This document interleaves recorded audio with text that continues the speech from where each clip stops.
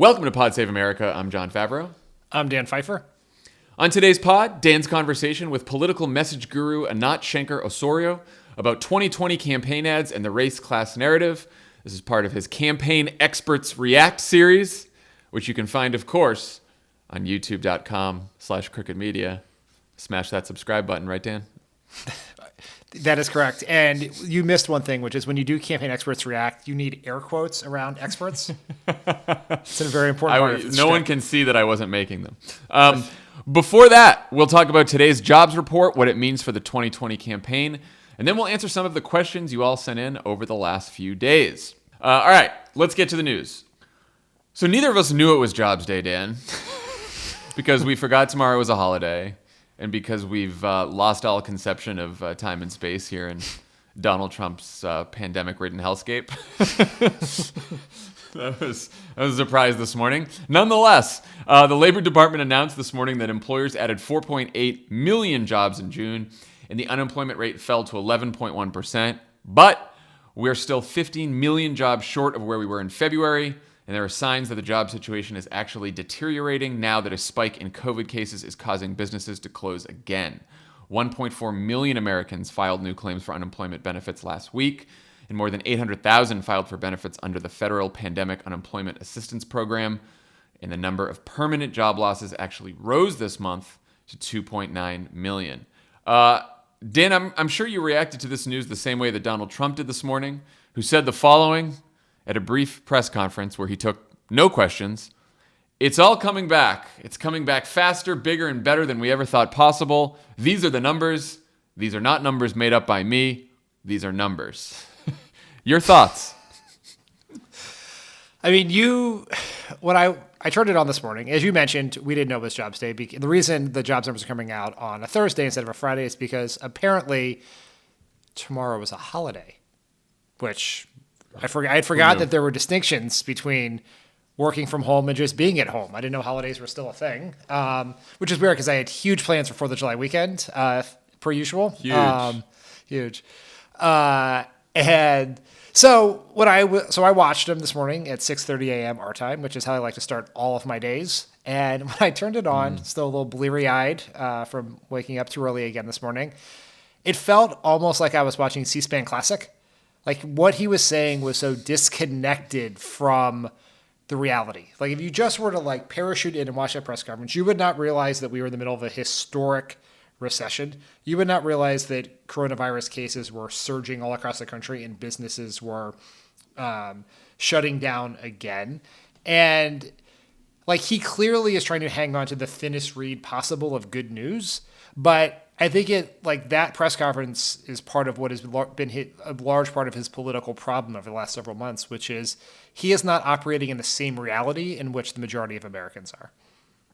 Not at all. I thought there was an interesting difference between the last month's jobs report when he came out and he sounded fairly triumphant. And I think some of the media coverage of last month's was like, oh, this is a surprise. Maybe the recovery is going to go faster than we thought. Maybe this is like a boon for Trump. And this month it felt a lot different, partly because we just hit 50,000 fucking cases per day yesterday. The highest spike in COVID cases since the pandemic began, even at the height in March and April when New York was getting hit really hard. And as businesses start closing again, because of what's happening across the South and the West, I think Donald Trump, like you said, Donald Trump coming out there and saying, oh, these numbers are great, we're on our way. And at one point he said, he talked about the virus. He said, we're getting it under control. It's got a life. And we're putting out that life because that's a bad life we're talking about. He had nothing to fucking really say about the virus that is causing the recession, that is continuing to deepen the recession. And as you saw, some of these, basically the job gains are all concentrated in some of these temporary layoffs that happen as sectors closed and then started opening back up again. But permanent job losses started rising again. So it does not seem like this is anything for us to cheer about, for the country to cheer about, and certainly not anything for Donald Trump to brag about. What's also the reality is is worse than these numbers most likely, because for folks who don't know, the jobs numbers is derived from a survey that's done 1 week out of the month, and that week is usually in the middle of the month. So what the quote unquote survey week for this jobs report was more than 2 weeks ago. So it does not reflect what has been happening in Texas, Florida, California over the last 7 to 10 days, where businesses are starting to shut down again. And it's pretty big states. Yes, they are large. Pretty big states that represent a large share of the economic activity in the country.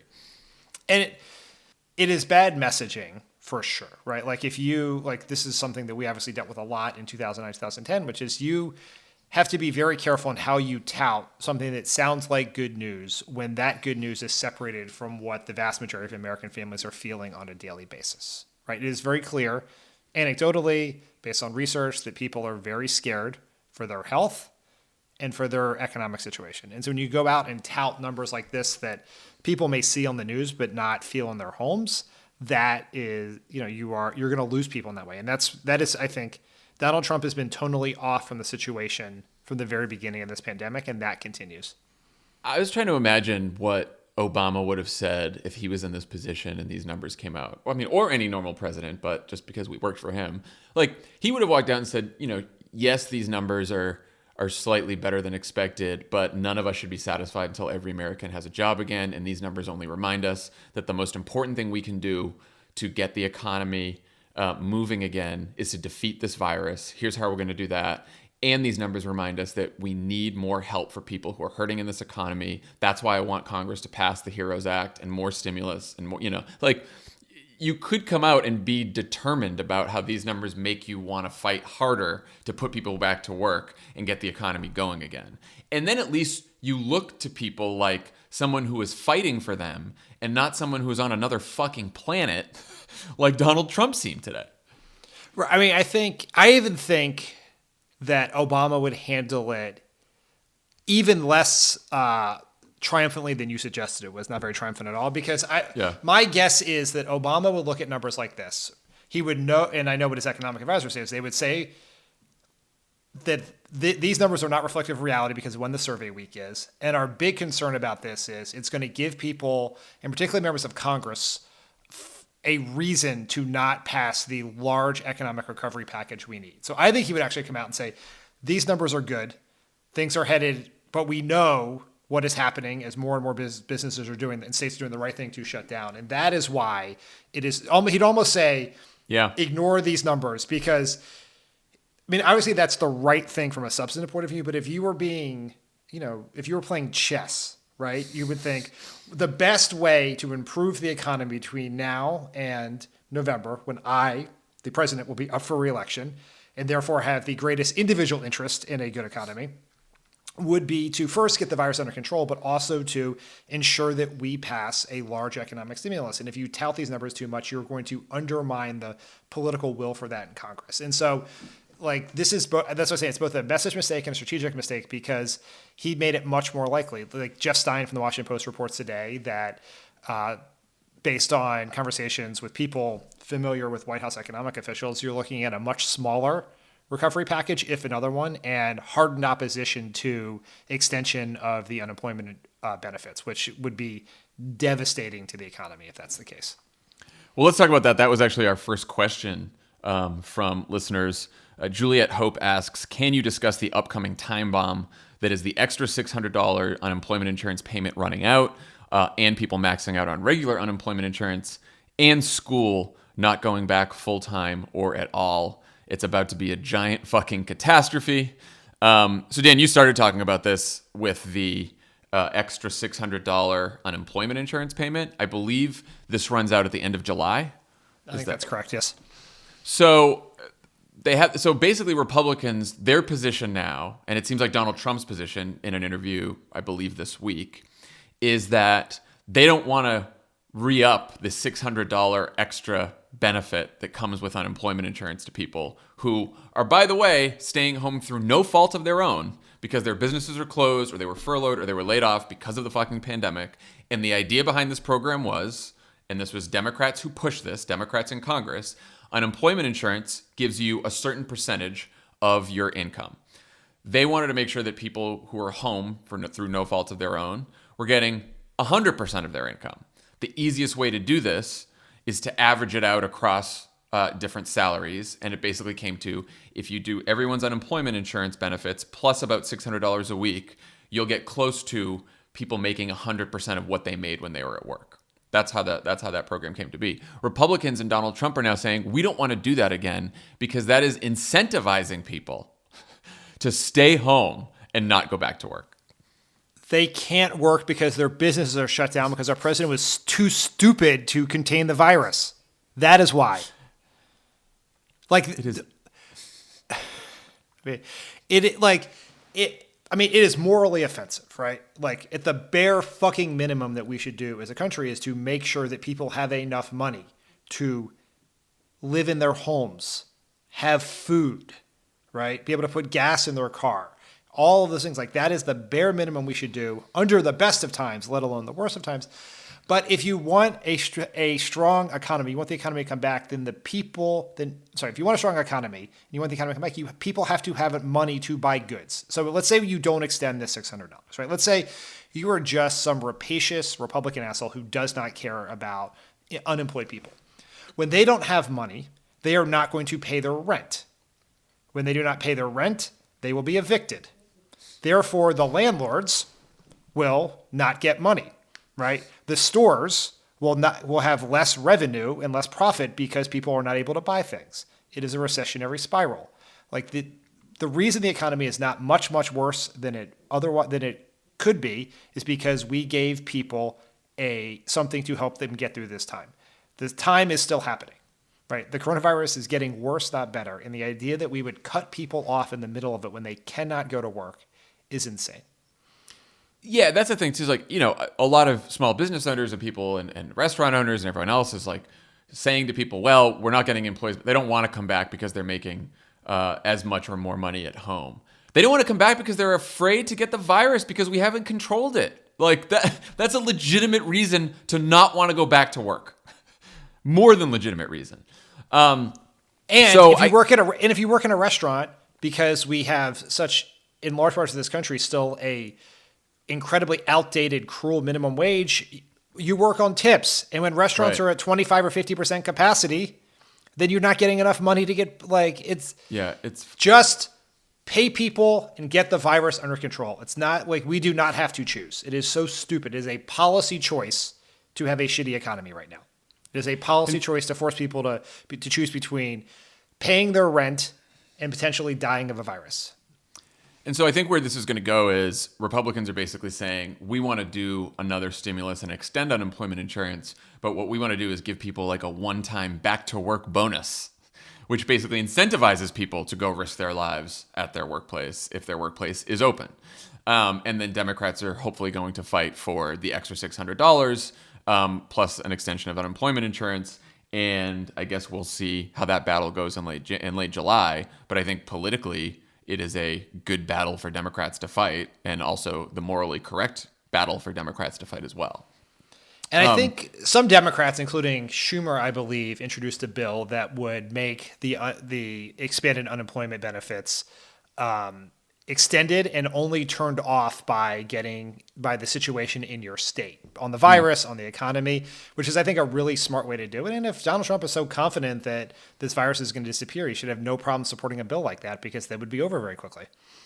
Do you want to talk about the impending disaster of school not going back full time or at all?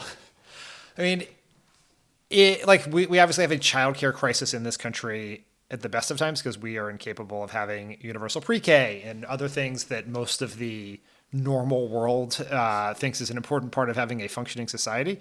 But how are parents supposed to work, right, when you have your kids at home? There are two parts of this. One is, my family is very fortunate in the sense that Kyla's only 2, and therefore we are not it is easier for us to sort of play with her, or someone works to turn off, but we don't have this obligation to do 4 hours of Zoom social studies every day, right?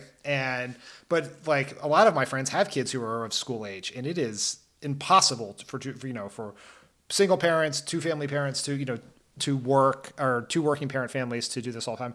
And so what is going to happen there? And then what is going to happen to all of the teachers and all the people who work in schools who will not have jobs come the fall if we can't get this right? And it's really, and the problem is because we don't know what's happening with the virus, no one can give people any ability to plan because they do not know what is going to happen in school.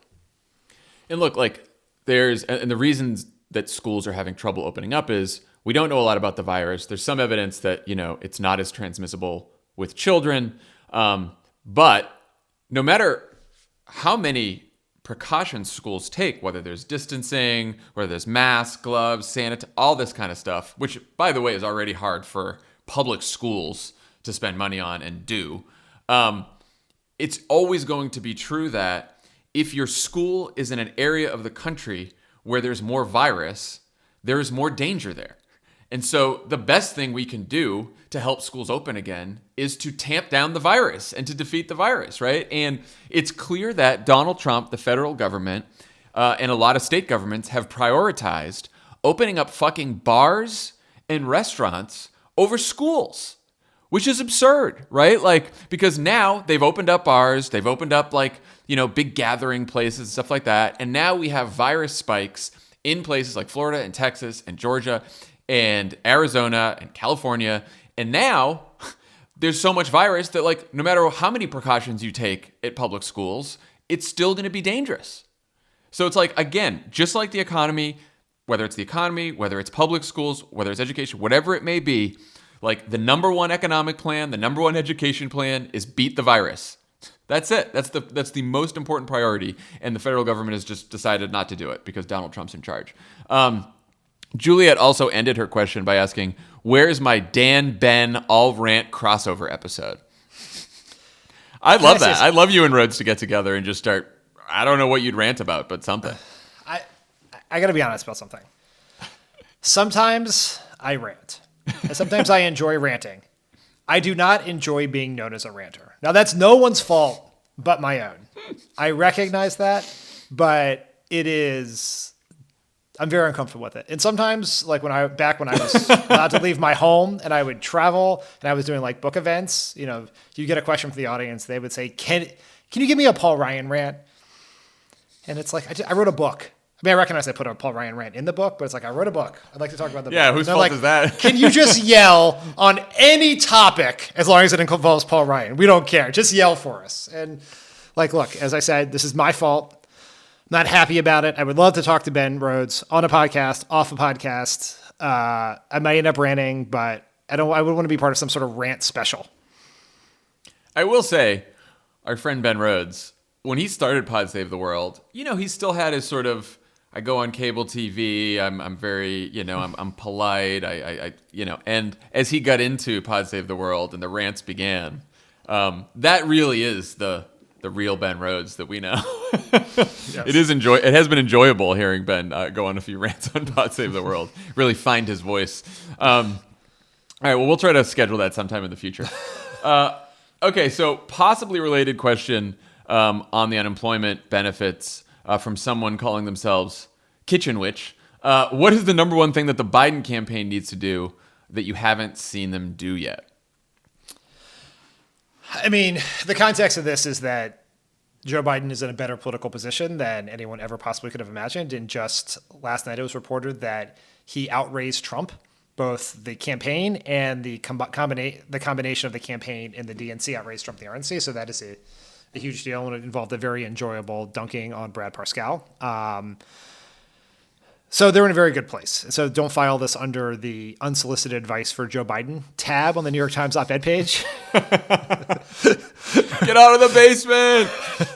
Which is right next to the racist authoritarian rant tab. I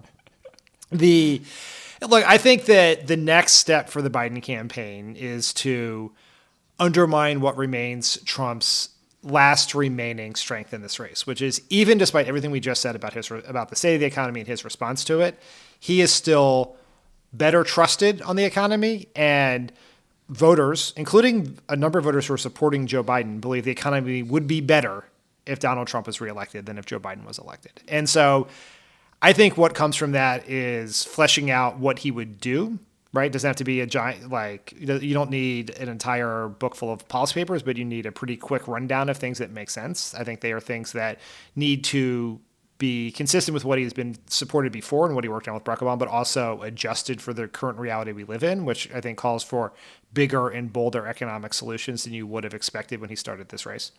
Yeah, I mean, when I talked to Ron Klain last episode, he said that in the next couple of weeks, Biden will be coming out with a more detailed economic plan, particularly a jobs plan.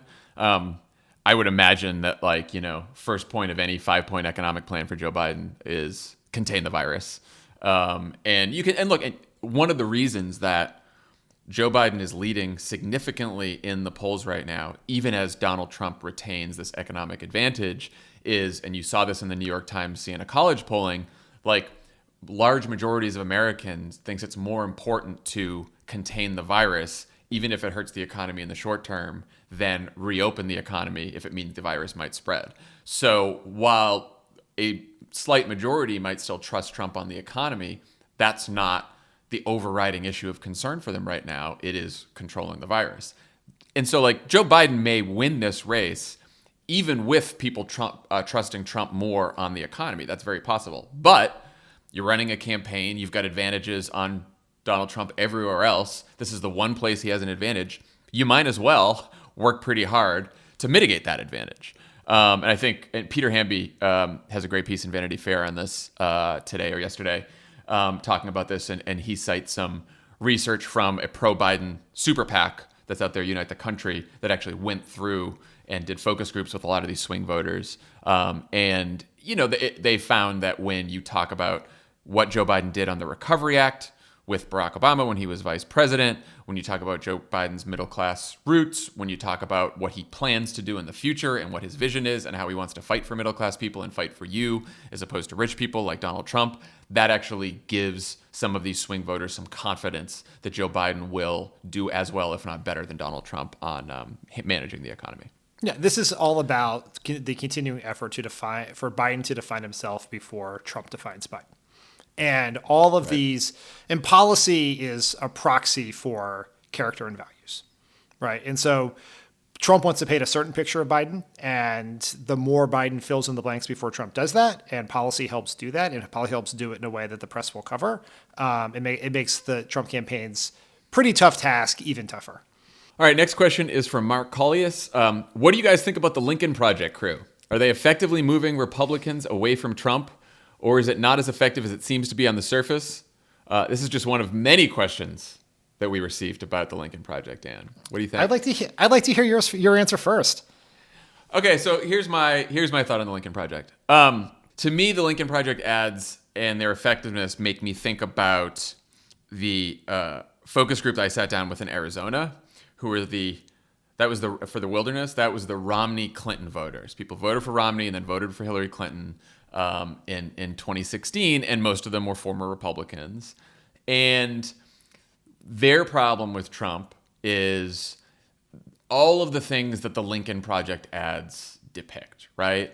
That he's chaotic, that he's out of control, that he has betrayed us in a million different ways. Like, all the great ads that they have are definitely designed to move Republicans, independent-leaning Republicans, and probably undecided voters who are maybe college-educated white men, right? That seems like the target for the Lincoln ads. Now, are those the only undecided voters? Are those the only group of swing voters? Absolutely not. They are one slice of voters. So, non-college educated white voters who voted for Trump, who may be upset about the economy or upset about their own financial situation. Will the Lincoln Project ads move them? Maybe not. People who aren't decided whether they're going to vote at all, who tend to be people who are younger and voters of color, who come in and out of the electorate. Are the Lincoln Project ads for them? Also probably not. But in this one small slice of the electorate, I do think they could be effective. And we don't know that for sure yet, but what we can tell in a lot of this polling, especially some of that New York Times polling, and they went and interviewed these voters, when they talked to people who voted for Trump in 2016 or former Republicans or Republicans who said they're going to vote for Joe Biden this time, what you hear from these voters reflects what you see in a lot of these Lincoln Project ads. So I do think they have some effect there. I don't know. What do you think? I mean, because of Campaign Experts React, the YouTube series that Elijah makes me do, people ask me about the Lincoln Project all the time. They're constantly tweeting every Lincoln Project ad at me. And it's always in this context of why can't Democrats be this good? And so I think a couple things about this. One, I think some of their ads are excellent. Some of what they are very good at, in addition to just being fast, which I think is impressive, but is they're very good at generating viral content that shapes media narratives. And that is an important function in any campaign. Like, we need that. Republicans have a lot of that on their side. Democrats have limited. And because they are Republicans, that gets more attention, right? It has this sort of imprimatur of legitimacy that it's a bunch of people who tried to get Mitt Romney and John McCain elected and someone who has breakfast with Kellyanne Conway putting these ads out, right? And but I think it is easy to confuse, particularly for political junkies like us, virality and efficacy, right? An ad that, sort of titillates everyone on Twitter is unlikely to be a piece of content that is particularly persuasive to voters who do not feel strongly about Trump, who have mixed feelings about him, who are skeptical of politicians generally and Democrats specifically. And so I think it's just I think they are serving a very useful function. A lot of times they put these ads up. They often run them in DC on the hopes that Trump will see them and react to them. I think that was the purpose of this ad they put out in Russian last night.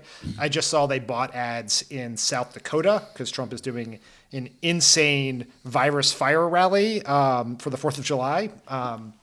And they're trying to, because they know all the reporters will be watching that and will react to it. I think that's all very clever. But the ads, there were a bunch of Democratic super PACs who were just out there doing the work, right? They are running ads that are effective. They are not as sexy.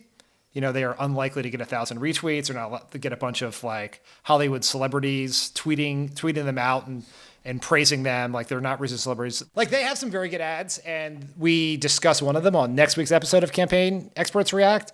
But I think that we just have to recognize that sometimes very, very effective ads are boring to political junkies. Oh, most of the time they are. Yeah. Most of the time they are. And partly because political junkies, look, I think part of it is there's a class and education divide here, right? When we poll, the ads that are most effective tend to be ads about economic populism, Trump taking away your health care, Trump's trade deals hurting farmers, the fact that, other kind of economic issues. And they're targeted at voters who are particularly cynical and frustrated with government and sometimes both parties because they haven't delivered for them, because their financial situation is very tough and it doesn't seem like anyone in Washington is doing anything for them. Those ads tend to be effective among large groups of swing voters that we're trying to get. Those ads don't tend to be very sexy to people who are in media, in Republican consultant circles, in punditry circles, Hollywood circles, all the people on Twitter who are retweeting all the time.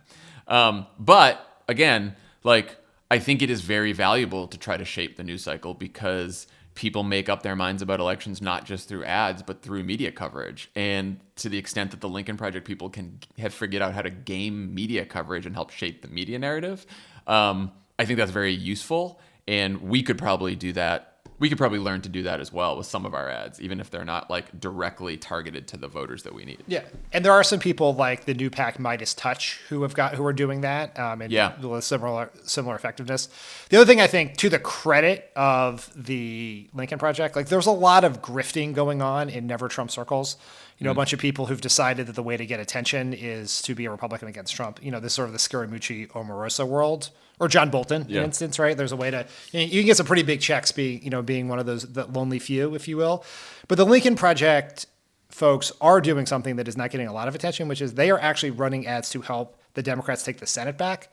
They have an ad up in Montana that is a mostly positive spot about Steve Bullock that takes a shot at Steve Daines. And it's one thing if they were they obviously have a lot of enmity towards Lindsey Graham and McConnell and the people who have facilitated Trump and they think are sinking their party.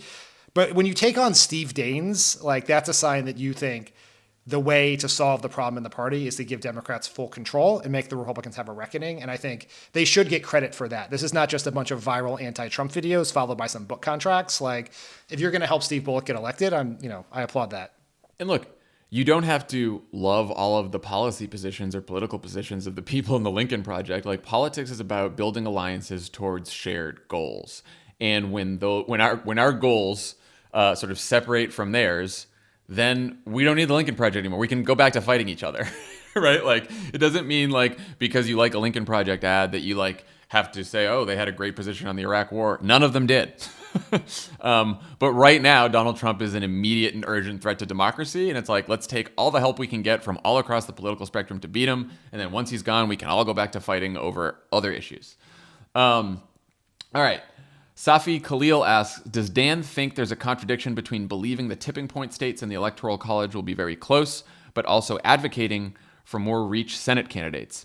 If you believe we're winning Wisconsin by no more than 2 to 3 points, we're probably losing Iowa by more than 5. And Teresa Greenfield, she's the Democratic Senate candidate in Iowa, is a solid candidate, but unlikely to win in that environment. Great question. What do you think? It is a great question. It made me really reconsider a lot of the things I've been doing recently. So thank you. I mean, I certainly understand the question. I understand if you're one individual and you're like, I have one day to canvass, right? Does it make more sense to canvass in Wisconsin or in Iowa? And I would say wrong answer, canvass in North Carolina. Duh. But what I'd say is, so yes, everyone should prioritize what states or races they care about most. And I don't know that Joe Biden is only winning Wisconsin by 2 to 3. I mean, the most likely scenario 3 months ago was he's winning by 1 or losing by 1, right? And maybe he wins by 2 or 3. Maybe he wins by 9, right? I mean, Obama won it by 7 not that many years ago. But just like Joe Biden and the Democrats need to create as many paths as possible to 270, the Senate Democrats need to create as many paths possible to 50, right? So, because you don't know what's going to happen, right? Like right now, Mark Kelly and John Hickenlooper look very strong, but who knows what'll happen in those states, right? Particularly in a situation with the pandemic. So, like, if we can invest in Teresa Greenfield and build the opportunity and sort of, build a surfboard so if a wave comes, she can catch it, we should do it. And the other part about that I think is important is every well-funded, organized race, whether you win or lose, makes the next one easier, right? Like maybe Teresa Greenfield wins, then we get an extra, if not. But if she runs a close race against Joni Ernst, we're going to walk out of that race with a stronger Democratic organization in Iowa, more volunteers, better data that can be applied to the next time there's a statewide candidate in that race. I think the national political environment contributes to about, 90+% of the final outcome in a lot of these statewide races. And I think the partisan makeup of that state, the partisan makeup of the state plus the national political environment gets you about like 90% there, maybe even more at this point because we're like more polarized than ever. But candidate quality, individual races, individual messages between both of the candidates, those things matter. They still do matter. And that's why you get results like John Tester winning in Montana in 2018, even though it's a state that Trump won by double digits. We still had a Democratic senator hang on in that state. Now, we had a bunch of other Democratic senators in states that Trump won who lost because they just couldn't hang on and they couldn't beat sort of like the national sort of political environment and the partisan makeup of the state. But every once in a while, you have candidates who sort of who beat that. And I think it usually happens every cycle. So will it be Teresa Greenfield? Will it be Steve Bullock? Will it be Doug Jones? Will it be, we don't know who that candidate's going to be that sort of beats the partisan makeup of their state in the national political environment. But like you said, you might as well bet on a whole bunch of candidates to see which one of them is going to do it. Shane Smith asks, can Washington, D.C. achieve statehood with a simple majority vote in the House and Senate and the president signing the bill, or is there more to the process? Also, how close is Puerto Rico to becoming a state? Ostensibly, this is someone named Shane Smith, but I do believe it was actually a question sent in by our producer, Michael Martinez, longtime resident of D.C., longtime advocate of D.C. statehood. So, Michael, we'll just answer your question, which you could have just asked us on Slack, but we'll answer it here. So I think you do. I mean, if we have a Democratic House and Senate and we have Joe Biden as president, and notably we remove the filibuster, then yes, that's how that they can make Washington D.C. a state. That simply, right? Yes. I mean, you're ignoring the obvious need for a very expensive process to redesign the flag. That's true. Well, we can worry about that too. And we also have to name Washington D.C. something like that. Oh, like that's right. That's actually in the House bill. I think don't they rename it the Commonwealth of Douglas? Yeah, I think Douglas. I was just going to Frederick. say, I think Douglas is in there after Frederick Douglas, which is that's just wonderful. I love that. Let's just start. I think we should just we don't even have to keep Washington. Having Washington and Washington State and Washington D.C. is confusing. Let's just right. That's a good point. Yeah, we can do anything. It's a blank canvas, people. Let the people of D.C. decide. I will say the last time they voted on something like this, they ended up renaming the Washington Bullets the Washington Wizards. So maybe this could go very poorly. Yeah, that's true. And on your question on Puerto Rico, in May, Puerto Rico's governor announced a non-binding referendum that will be on November 3rd, 2020, that will ask voters in Puerto Rico if Puerto Rico should be admitted as a U.S. state. So, and look, we do not want these to become states just so that we can have a couple Democratic senators from D.C. and Puerto Rico. It should be up to it's important for the people, the Americans who live in Puerto Rico and Washington, D.C., to be able to determine whether they're admitted as states and to be able to get representation in the United States Congress, real representation. That's why this is important right now. But yeah, I think, that is one, because Republicans have decided that they don't give a shit about this, about having people who are Americans who are not represented in the U.S. Congress by any representatives who actually have real voting power. It's going to be up to Democrats to do that. And so, but yeah, if we have a Democratic Senate, Democratic House, and Joe Biden, we could do that in the first couple weeks. Great. Amy Hendrickson asks if there's a retirement on the Supreme Court. Oh, I just got a bad feeling in my stomach just reading that. Either Sam Alito, or Justice Thomas, Clarence Thomas, or both. Oh, is there any way the Democrats can prevent McConnell and the Republicans from rushing a confirmation before the election? Yes, there is. Okay, good. But I think I wasn't sure about this one, Dan. I mean, oftentimes, I've brought this up a few weeks ago to you, and you, as you often and correctly do, accuse me of doomsaying. I was having a good day until you sent me that story. I'm trying to give you the information you need to make the appropriate decisions about your moods, right? How you choose to use the information is up to you. But there are a decent amount of rumors flying around Washington that either Alito or Thomas is going to retire. In part because Trump's political position is so terrible that they feel like they would be locking, if they do not retire now, these independent Supreme Court justices would never retire under a Democrat. So they're locking themselves into 4 or 8 more years of being on the court. It has been reported that Donald Trump would like a Supreme Court vacancy because he thinks it would help him politically, because he has convinced himself of his own narrative that Brett Kavanaugh helped him by giving Democrats the largest popular vote margin in House races in history. So I think this is not something we should discount, right, as a possibility. But in order to get that done, Mitch McConnell is going to need the votes of Susan Collins, Cory Gardner, Martha McSally. And so we do have the ability to put tremendous pressure on them to not violate the standard that they themselves set 4 years prior, right? They would be forced to violate the quote-unquote McConnell rule. And frankly, add Mitch McConnell to that list of people to put real political pressure on in their states. Yeah. Now I'm going to be the doomsday sayer. Sorry, let me try this again. Now I'm going to be the pessimist.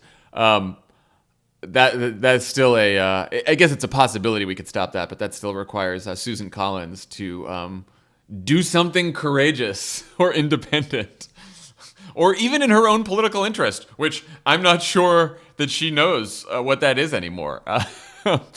But yeah, I guess Democrats could do everything possible to gum up the works, slow things down, and then it would be a tremendous pressure campaign on the Republicans who are up in 2020. And, the window is closing, right? Like, they have to nominate someone, there have to be hearings. It's now July. I guess the retirement would be announced sometime this month or maybe even in August. I think we've had August retirement announcements too. So then it would be, man, then the fall campaign, September, October, would be like a campaign in the middle of a pandemic and a recession against Donald Trump and Joe Biden with a Supreme Court nomination happening in the background. Jesus. It doesn't sound great, Dan.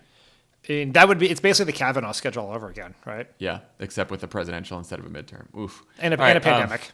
And a pandemic, yeah. Wonderful.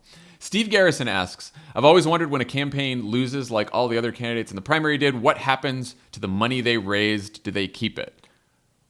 What is the answer to this, Dan? I know they don't get to like pocket the cash. Well,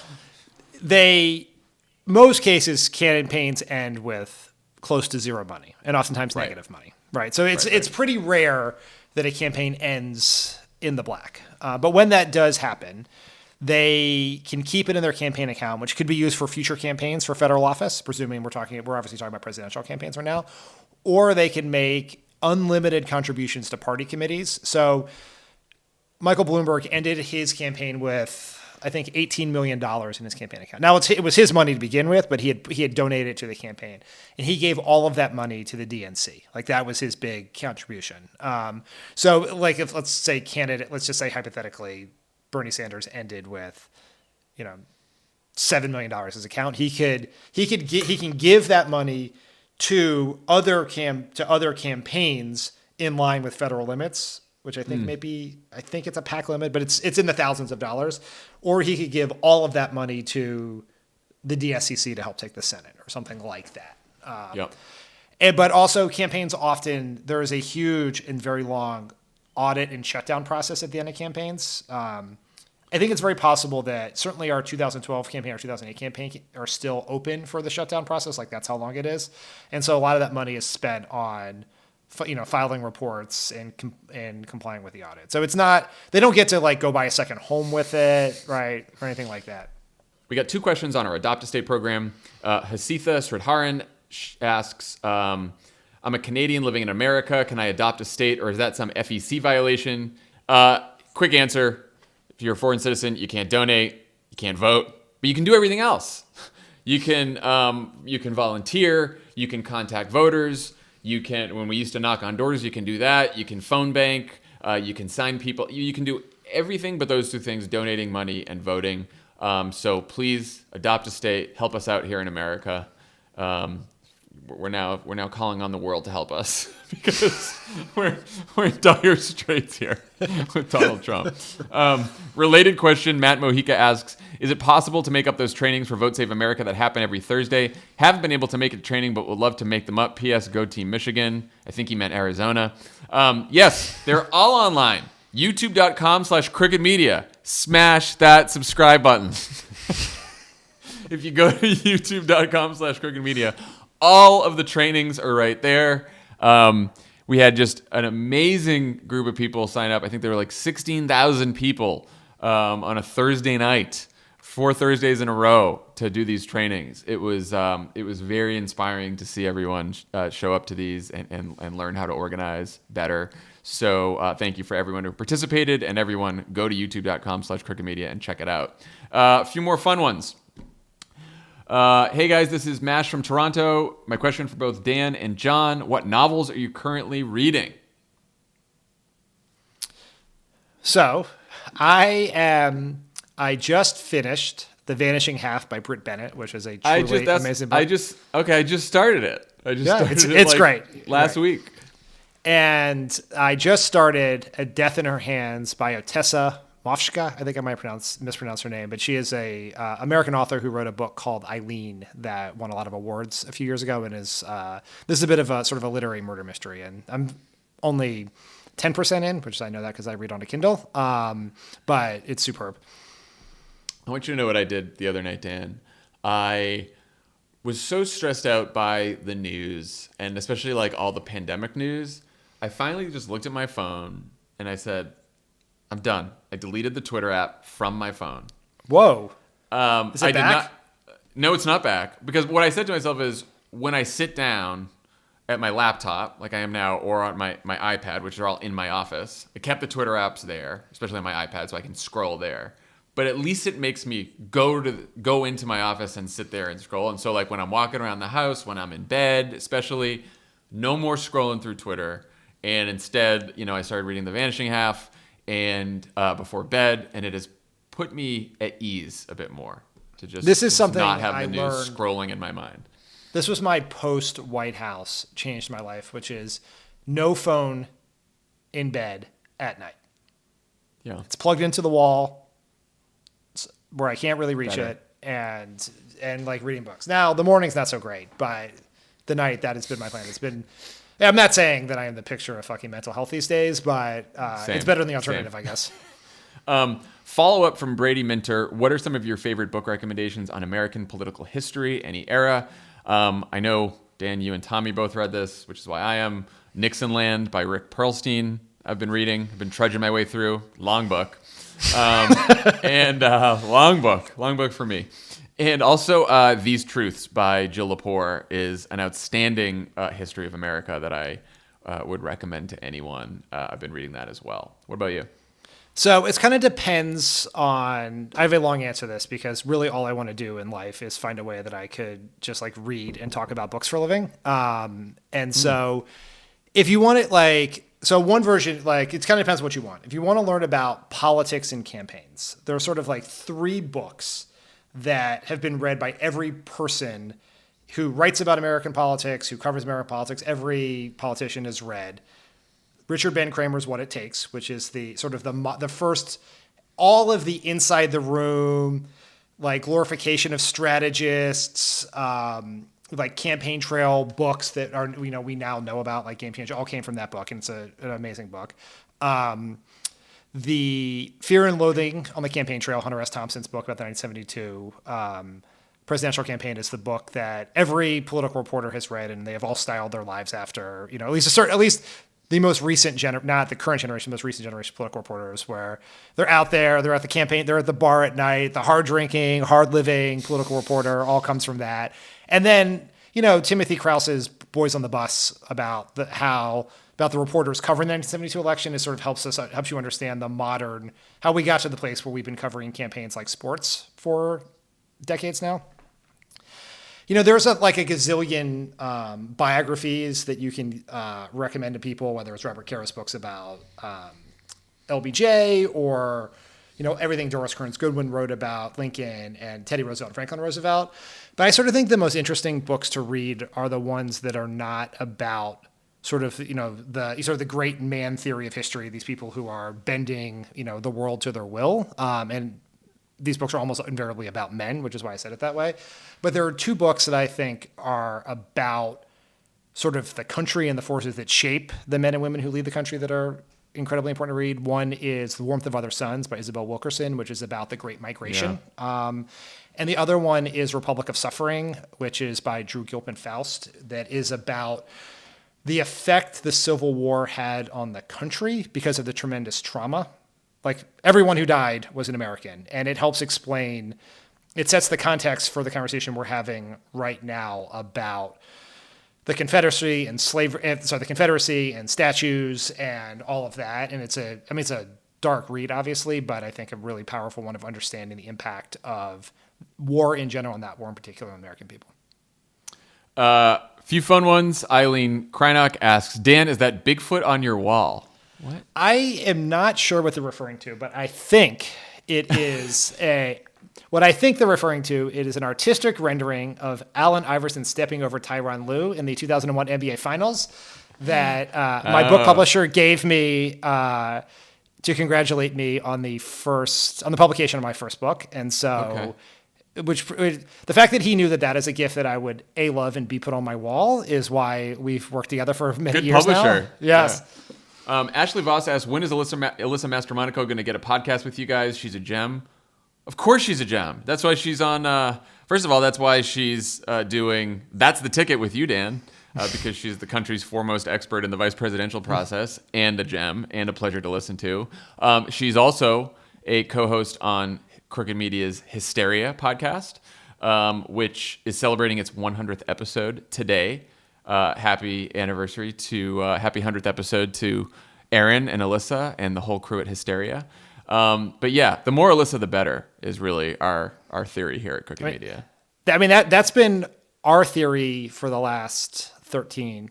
Yeah, that predates Crooked Media. Yeah, that's basically been your plan for the 21st century. That's more right. Alyssa, the better. Literally since the day I graduated college. Yeah. Crystal asked, Dan, I got a new job and I'm moving to Delaware. What's the best thing about the state? Best Delaware food. I can't wait for this one. Do you remember that restaurant in Union Station in D.C. called America? Yeah. And its shtick was they had food from all 50 states. I do remember and the one for so New York is pizza, and California is something Mexican, and Texas is barbecue, and I'm sure maybe Ohio's chili or something. And Delaware was a chicken salad sandwich. Now, to be fair to the state of Delaware, that is not, like, I lived there for many, many years, and I've never known that to be the food of Delaware. Delaware has a lot of really great restaurants, because it is adjacent to Philadelphia. It is a place where cheesesteaks and hoagies predominate and subs. Delaware is a great state. It is, I don't know what sort of case I can make for it, but it gave us Joe Biden, so that's good. It did. Delaware did give us Joe Biden, so there's that. Forget about the food. Dan, the last question, I'm just going to go ahead and answer. It's from Lisa from Facebook, and she asks, who would win in a dance-off between me and you? And the answer is everyone who didn't have to watch. I mean, I don't know that I have a great, we've been to a lot of weddings together. I was at your wedding. You were at mine. I don't know. I think it speaks to how fun those weddings were that I don't really remember your dancing, but I'm relatively confident I would lose. There would be no winners, but I would definitely. Like I said, just a dance-off between, I don't think anyone would want to watch that, but thank you for the question. I hope everyone has a happy and safe July 4th. Wear that mask, stay home, and we'll talk to you next week. Check out Pod Save the World this week. Tommy and Ben unpack all the details about the explosive reports that Russia paid Taliban-linked militants to kill U.S. troops in Afghanistan. They try to understand why Putin would do this, how the U.S. should respond, and the latest on the intel with Congressman Adam Schiff. If you haven't already, check out That's the Ticket, the new Pod Save America bonus series where Dan and Alyssa Mastromonaco break down the vice presidential selection process. Episode 1 is out now. New episodes drop on Fridays. Dan, what are you guys talking about this week?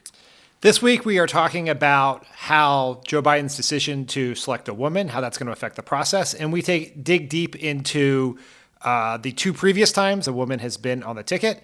Obviously, Sarah Palin in 2008, but also Geraldine Ferraro in 1984, and what lessons can be learned from how those played out. And Alyssa talks to Rebecca Traister about Joe Biden's selection and what challenges the eventual nominee will face in the media. Can't wait. Great. Check it out, guys. Tomorrow, Friday.